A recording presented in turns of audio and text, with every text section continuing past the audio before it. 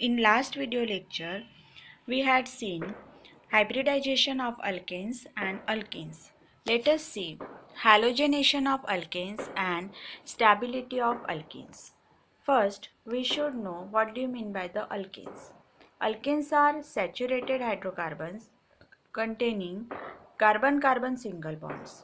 These are also called as the paraffins as they are derived from Latin words, that is param means little and affinis means reactivity. The name is justified as the under the normal condition of temperature and pressure, alkanes are non-reactive, and under drastic condition, that is at high temperature and pressure, alkanes undergo some reactions. Then question is arised, why alkanes are non-reactive or less reactive? Because they are saturated and carbon-carbon and carbon-hydrogen bonds are nonpolar. However, the alkanes undergo some replacement or substitution reaction which involve replacement of one or more atoms of alkanes by the corresponding number of halogen atoms. Example, chlorination of methane. Chlorination of methane is carried out in the presence of light and heat, which convert into chloromethane and one molecule of HCl. During the reaction, mixture of different halogenated products are formed like this: chloromethane, dichloromethane, trichloromethane and tetrachloromethane. Bromination occurs similarly but less rapidly. Iodination is carried out in the presence of some oxidizing agent, but the reaction will make reversible in nature. Fluorination takes place explosively. Higher alkanes on halogenation gives different isomers. Example, propane. Propane on chlorination in the presence of light gives the 1-chloropropane, also called as the N-propyl chloride, and second is the 2-chloropropane called as the isopropyl chloride. Thus, the reactivity of halogenation is fluorine is more reactive than chlorine, than bromine, than iodine. Okay. Then let us see mechanism of halogenation. Halogenation of alkanes proceeds through the formation of free radicals. Therefore, it is called as free radical reaction. The reaction proceeds in the three steps. First is the chain initiation step. The first step involves homolytic dissociation of chlorine molecule into two chlorine atoms or free radicals. The chlorine molecule absorbs light or heat energy which breaks the bonds between the molecule, and there is a formation of these two free radicals of chlorine.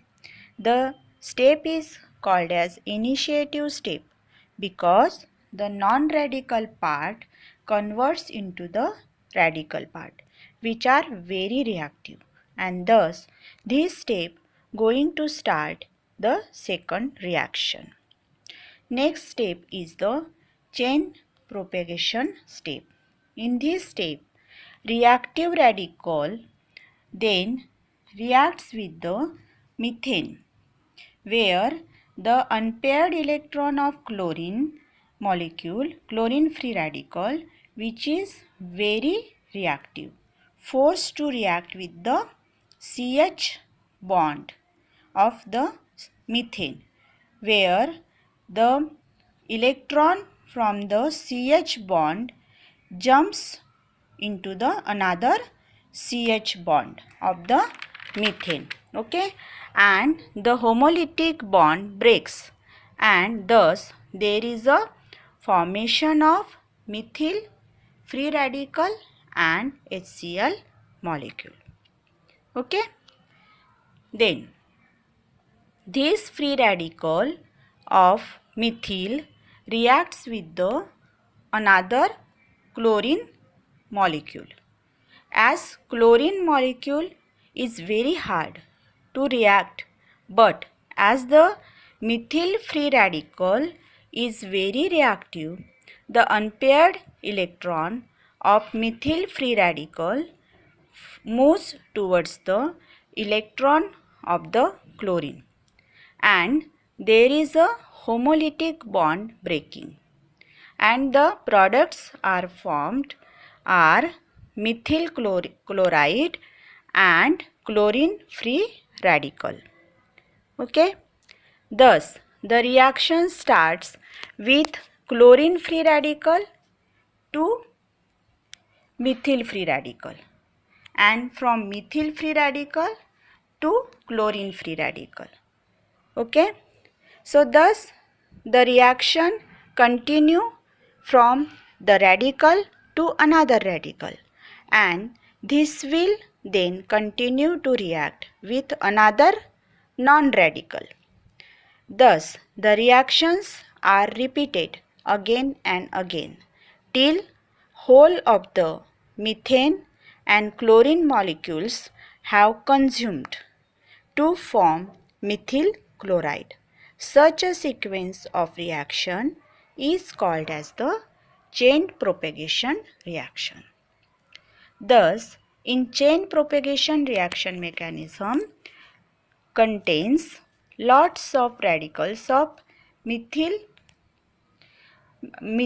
and chlorine radicals.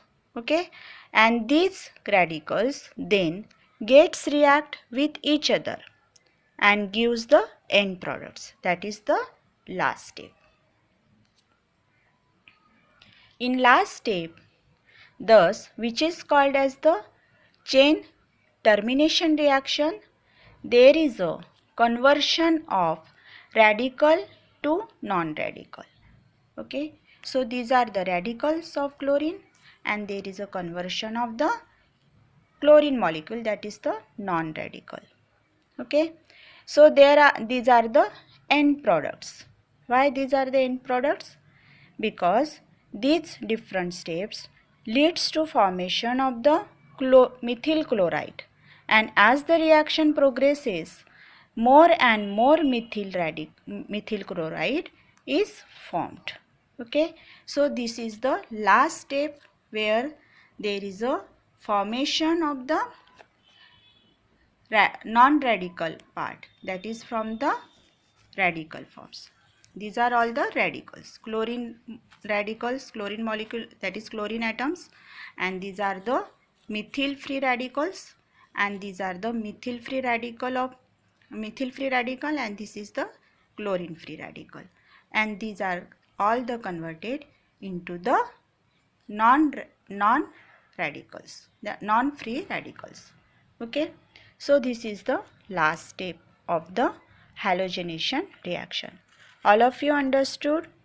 Okay, so we had seen the first step, that is the chain initiative step, second is the chain propagation reaction step, and third is the chain termination reaction step.